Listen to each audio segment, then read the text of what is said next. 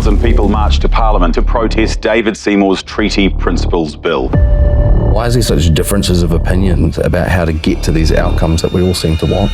Partly because there's a genuine conflict of vision in this country.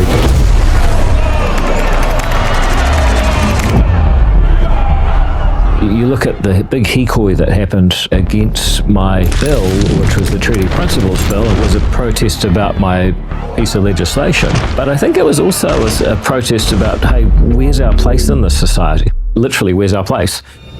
Now is the idea that the treaty is a, quote, partnership between races. Then the other version, we are one people, that there's one government, one parliament with a right to make laws, and that includes upholding all of our rights. That's what the Treaty Principles Bill says. The other is a partnership that really is a division.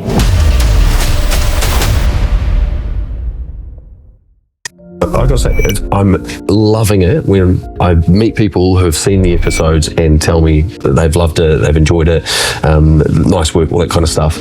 But it's interesting because I jump on and look, and I mean, there might be like one or two comments. Yeah, exactly. If we're lucky. Exactly. And that's what baffles me a lot because in person where I'm getting really positive feedback, hey, we've seen your episode, hey, we've seen that you guys got this guest and that guest, and we're like, oh, cool. Where did you watch it or where did you hear it? And they're like, oh, we heard it on Spotify or watched it on YouTube.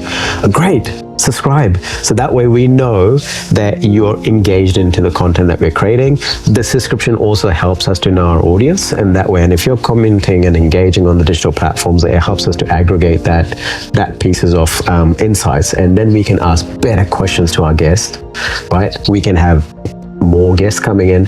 What type of guests do you like? What type of content do you want us to investigate more in? So that'd be amazing if we can get that sort of interaction with our audience online. Fantastic. This has cost you nothing and it's helped us immensely. Please like and subscribe. Now, let's get into the next episode.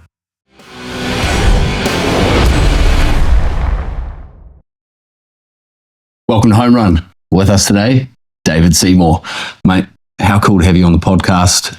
We obviously talk a lot about real estate, and I've got to say, being in government and trying to make New Zealand better, as I'm sure you're trying to do, what do we do to fix this housing situation?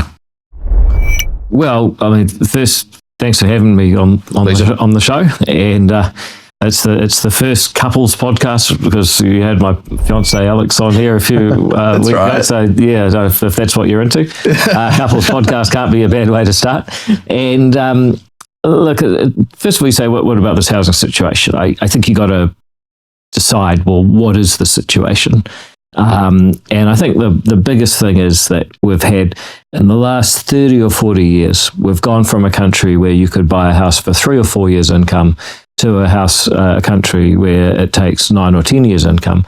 And in that time, most households have gone from 1, maybe 2 incomes to you've got to have 2 incomes to make it.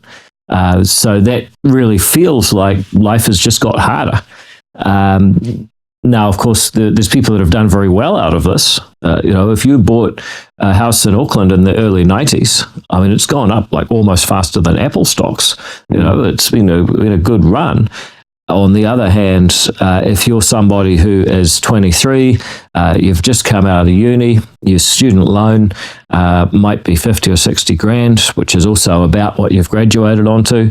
And you take a look at anything that vaguely resembles your parents' house, and it's over $1 million.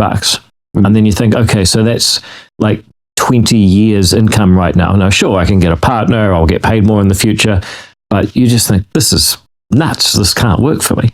So if that's what you mean by the situation, that there's a whole lot of people who don't feel that this property owning democracy has a place for them, literally, then I think that's a problem.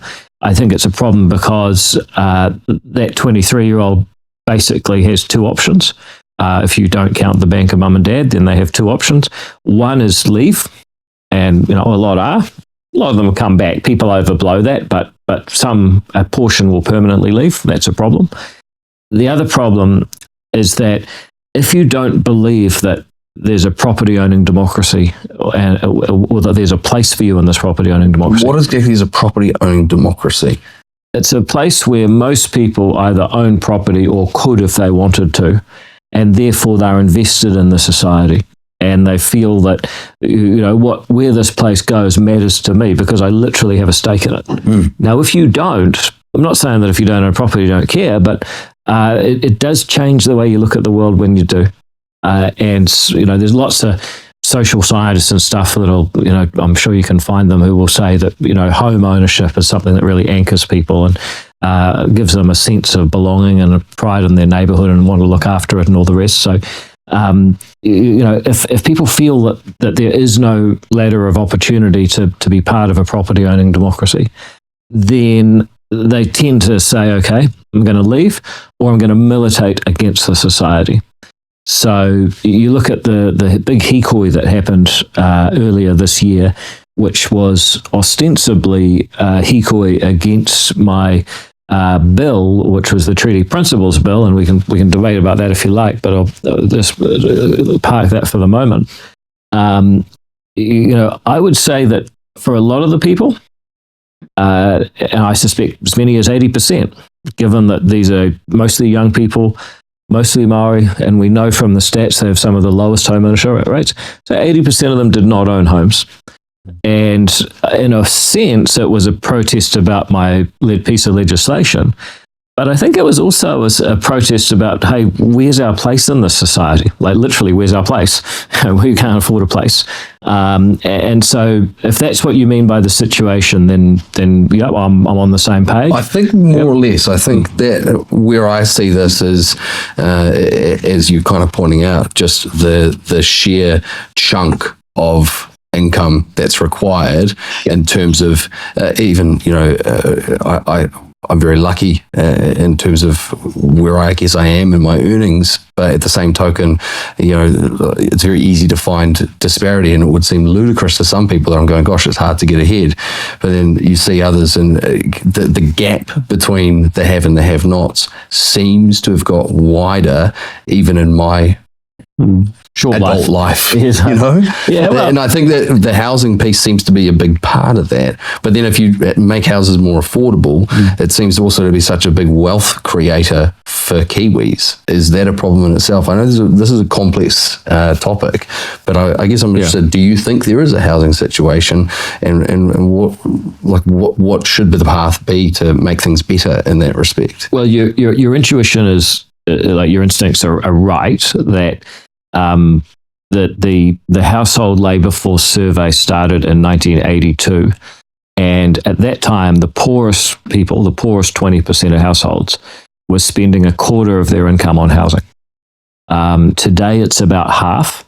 So you imagine you're a hard up household. You used to have $100, you'd spend $25 on rent and have $75 left. Now you've only got $50 left after you pay your rent. That's the basic issue. The poorest households spend far more of their money on rent than they used to, and that's why it feels like things are more divided and so on. So I agree this is an issue. Question is, a lot of people, as you say, have got their wealth tied up. I mean, this is their thing. Now, we are having a massive correction at the moment. I mean, you look at Wellington, it's just a bloodbath. You look at Auckland, I mean, I'm the poor schmuck who, bought in March 2021, so I'm basically taking a bath. It costs me a year's salary to own the bloody thing. If I just left it in the bank, I'd be much better off. But, I think that correction may or may not continue. But what we really want is to grow out of this. You've got, imagine a race between house prices and incomes. The best way forward is for incomes to go faster, not for house prices to go backwards. And so that's why there's a whole lot of stuff. I won't give you the sermon, but the government can own stuff, it can spend money, and it can regulate. And we are looking at what we own. People get very sensitive about that, but I think we own the wrong stuff. We spend far too much money on the wrong things. We own the wrong stuff? Oh, as a government, well, you look at the accounts of the government. It has about 570 billion, so over $500 billion worth of assets. We own 3 power companies that all compete with each other, but we don't own the cell phone companies. So what's the difference here, right? Why do we need to own 3 power companies? And it's not like they're giving people a cheap price. I mean, the people aren't getting a benefit from the government owning it. So what's the point here? Similarly, We own QV. A lot of people don't know. I am a 50% shareholding minister in QV, but you didn't know that. Quite a value. The rates. Yeah. I didn't. No wonder Lynn's is sort of trying to work out how to do a better job of rating. Yeah, I sometimes forget myself, but anyway, you own that, taxpayers, and I just sort of look and say, well, maybe if we owned a bit less of that stuff, we could do more roads, more hospitals, things that we actually need to own. And then you say, okay, you can spend. So the government spending is not efficient. I mean, we cannot continue to pay a universal pension at 65 when, Ireland, Italy, Spain, I mean, these are sort of basket case places. They're all raising their ages. Switzerland's doing it, UK is doing it, US is doing it, Australia's doing it, Germany's doing it, everyone's doing it except for basically New Zealand. So you've got to raise your age of entitlement as life expectancy raises. That means more people paying tax, less people getting super at any given time, means you can more easily balance the books, can invest in other stuff, and then you can regulate. And I would argue, and the reason I was keen to get into regulation from a government point of view is that the rules and restrictions that government places on what you can do with the property that the government doesn't own and hasn't taxed off you already, like your remaining private property, all the restrictions, the crazy rules that government puts on that kind of thing, I would argue that's having a bigger effect on our long-term prosperity than government ownership and government spending. Put it this way, on that point, I've got quite close to conversations with planners, builders, people who have gone through a build or a development type scenario. And on one side of the coin, it's like what we're dealing with is insane. But then the argument on the other side of it is without proper regulation, you do end up, I guess, you should be able to do, at least from my perspective, what you want on your property as long as it doesn't influence in a negative direction the amenity, whether it be natural or built up for others, right? So there's got to be some kind of balance in there. But it doesn't seem to be working well currently. Or do you think it is? Well, I don't think it's working well, but I mean, listen to what you just said. I mean that's it. You should be able to do what you like so long as you're not harming others. But how often do you see regulations that have this whole, we are the world, we're here to make your life better for your own good. If you take away all the rules that actually aren't there to solve a problem between two people that they can't just work out themselves, there's an awful lot of rules, an awful lot of box ticking and red tape that's just a total waste of time. And it's not just the rules, it's the activity of the regulators. I mean, I'll give you one crazy example. There's a daycare in Christchurch, and it's next to a train track. And the kids love the train. These are like, 3 and 4 year olds. They run out and see the train every day. So the train driver noticed this, and he started honking the big horn, which just drove the kids wild. Love it. How cool. So the Ministry of Education came and complained that the daycare was inciting noise pollution. Really? Long story short, we're changing the rules for daycares. We're changing the regulator to be ERO instead of the MOE, so they've lost that job. And the Parliament's about to legislate new principles, including that they should only regulate when they absolutely have to. And if they do regulate, it has to be the minimum requirement to actually solve a problem. So, it's a kind of crazy example, right? And it's not the biggest thing. It's not the end of the world. But we got to get this principle that you just laid out. You can do what you like as long as it's not harming anyone else. And what's more, if there is going to be a rule, it should be made and enforced only as much as necessary to solve the problem. And if we just did that, we'd all get along a lot better. There always seems to be unintended consequences with these things. Yeah. And I can see those where you put more rules in, but what about those when you get rid of rules? Well, the question is, what sort of principles do you use to decide? So I like to talk about market failure, but I use the actual economist definition. The market failure is when the game theory outcome is not Pareto optimal. In other words, everyone does what's best for them and it leads to a tragedy for commons. The classic example was fishing. You like fishing, I like fishing, but I know you like fishing, so I'm going to catch all the fish this season because if I don't, you will. I know that there won't be any fish next season, but it's better I do it than you do it. That's a classic prisoner's dilemma. It's a market failure. And you say, okay, well, that's a genuine problem. That justifies having fishing seasons, fishing quota, fishing licenses. I mean, there's lots of different ways to try and help solve this problem. So I'm just going to take my amount because I know I can trust you to take your amount, and everyone's going to be happy. That's one of the things that you can go through actually using reason and logic and get to a good regulatory outcome. But you don't just say, well, we want to ban everyone from fishing because we think, fishing's dangerous or something. I mean, that's not our problem. Hey, hope you're enjoying the episode so far. Quick interruption and request. Please like and subscribe, and don't be too Kiwi about it. If there's a question you've asked or if we've done something silly, let us know in the comments and share it with a friend. Now back to the content. Your ability to talk about quite a large range of topics, and not only just a large range of topics, but for example, you mentioned the Treaty Principles Bill. I would say from just observing the media over the last couple of years, that outside of COVID, that seemed to have been the thing that caused the biggest furore in this country.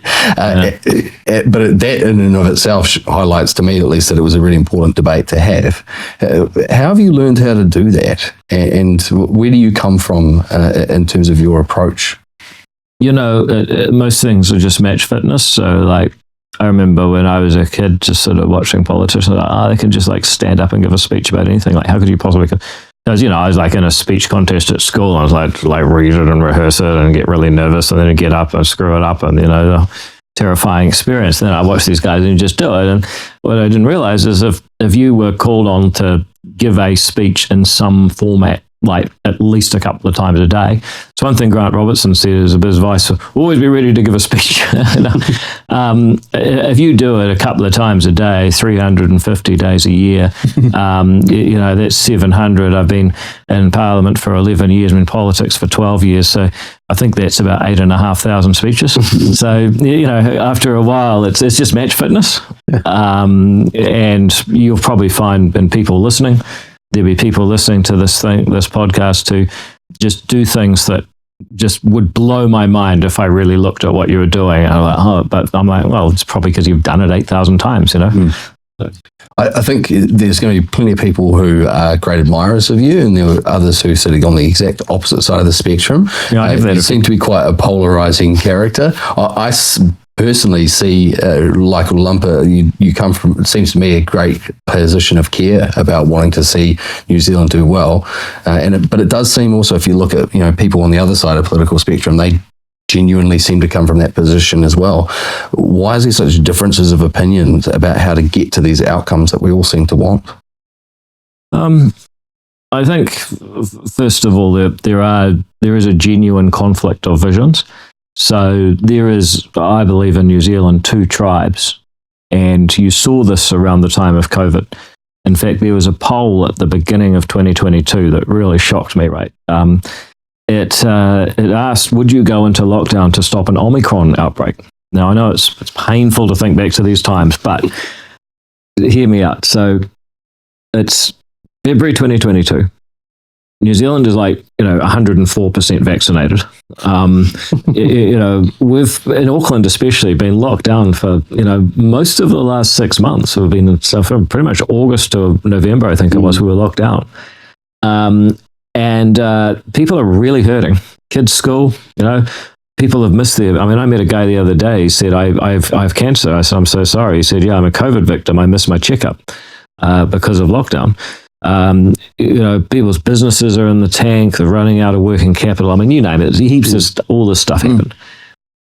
What's interesting is, and by the way, Omicron was more infectious and less virulent, so basically impossible to stop by locking down anyway. However, despite the fact it was futile, despite the fact we were vaccinated, despite the fact we'd suffered enough, 46% of New Zealanders wanted to lock down. Thankfully, 48% didn't. But you just think about that. There's really 2 tribes. There's people whose basic vision for New Zealand is that we're going to be the largest and the coldest of the Pacific Islands. A nice place, like nothing wrong with that. A nice place to visit, nice place to live, but if you're young and you want to get somewhere, you're probably going to get out. That's what most of the Pacific Islands are like. And then there are those of us who have a different vision, which we say, look, we are children of pioneers. There's so many different people, and it's great. You look at, there's schools in this city where the kids speak 58 different languages between them. Half of them, their home countries are probably fighting each other, but they're learning maths together. It's pretty cool. And you think, what is it that binds us all together? And I think it is the fact that we are fundamentally entrepreneurial people. Like, you think about migrating as the most entrepreneurial thing you can do in terms of the risks that you take, the human capital that you that you put at risk to get better opportunity for your kids. That is entrepreneurship writ large. And that's the other tribe, is basically, we get out of lockdown. We have businesses to run. We got things to learn at school. We got, travel to do. We got a lot of shit to get through.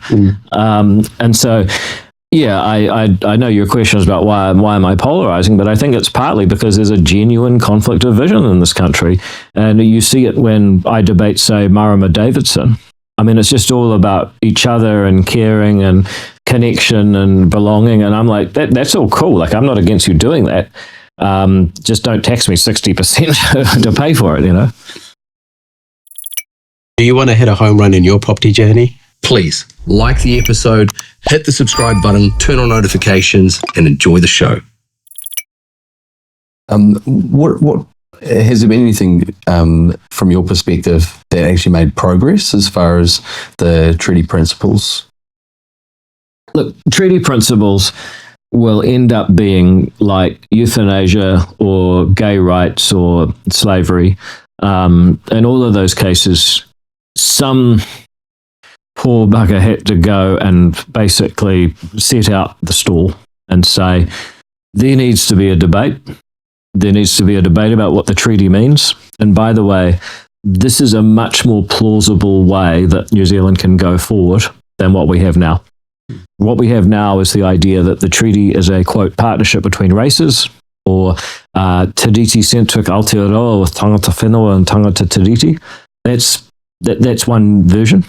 Then the other version is that we are one people, that we have ngā tikanga katoa rite tahi, the same rights and duties, that there's one government, and that there is one parliament with a right to make laws, and that includes upholding all of our rights. That's what the Treaty Principles Bill says. The other is a partnership that really is a division.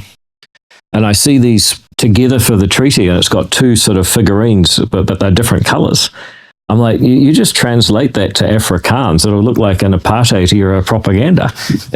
So that's the difference. I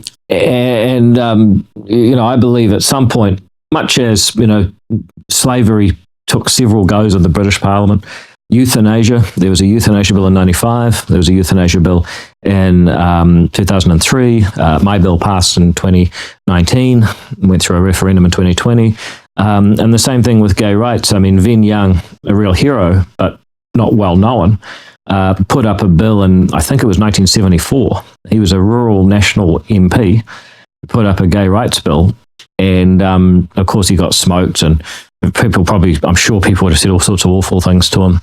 1986, 12 years later, the homosexual law reform passed, and today it's probably quite difficult for people under 30 to even realize that any of that happened. So, at some point, this basic idea that the treaty is not a divider, it's not a partnership, it is a compact that we all live with equal rights, one law for all and one future together, that will come back. All I've done is articulate what that looks like. And, and it seems to really have highlighted the strong division that seems to exist at the moment. It has, but my challenge to people is, okay, tell me, because I can tell you in a couple of sentences why the Treaty Principles Bill reflects what the actual treaty says. Ngā tikanga katoa rite tahi, same rights and duties for all, that liberal democracy is the only way that works. Everyone that's tried division and separation's had trouble. In fact, a lot of really good people in the world have had to work really hard to get to equal rights. And so I can say why I think that my version of an equal rights, a foundation for people flourishing in their own way, is a good idea. When you watch, and you do this, watch the 2-hour debate on the Treaty Principles Bill, second reading. There were 11 other speakers. They all had a chance to explain, here's what the Treaty Principles Bill says, here's what the treaty says, here's why I think they're wrong, and here's why I think that what's more, we would be better going forward as effectively a permanently separated collectives. And you watch, they had 2 hours to do it. So we may have lost the vote because some of our friends didn't have the stomach for it, but we did not lose the debate. We won the debate, and the truth always wins in the end. Yeah, I definitely think the truth welcomes scrutiny. It only gets clearer. Yeah. So I'm sure there'll be others totally. who don't share the same perspective, but it should help you to get clearer through Yeah, it. like Willie Jackson said he wanted to debate me, and in the end, News Hub, which still existed at the time, they spent years chasing him to try and get him to actually debate me. He still hasn't.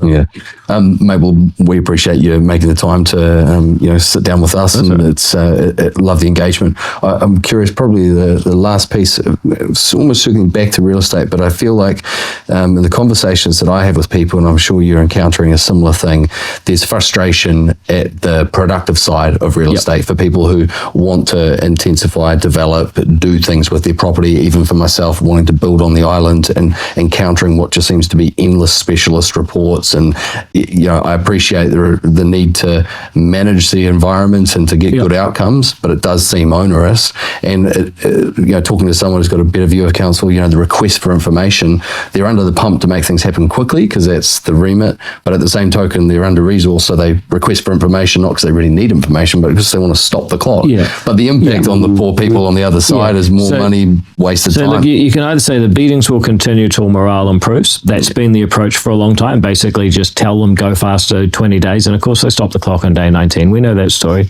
What are we doing about it? Well, first of all, the new Resource Management Act is going to be, I think, a game changer because we're putting property rights at the heart of it, which goes back to what you said earlier, do what you like on your property as long as you're not harming someone else. That's going to be the founding principle of resource management now.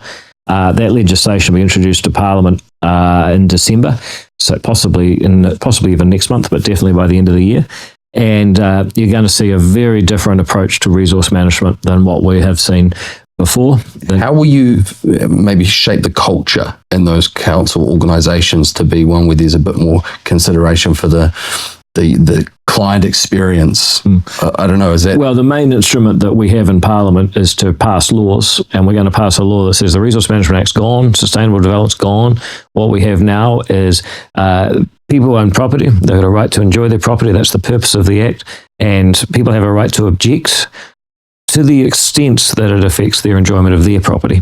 That totally transforms the number of people that can object, the grounds they can object on, and the onus that actually that you have a right to get on with it. That, I think, will severely transform attitudes at council because legally, if they'll lose a few court cases and they'll start behaving. Mate, well, thank you very much. I hope you're right. Yeah, and, me too. Great to have you on the podcast. Awesome. Cheers, Thank you. David. Cheers. Thank you, Dave. Thank you. Yes. Thank you.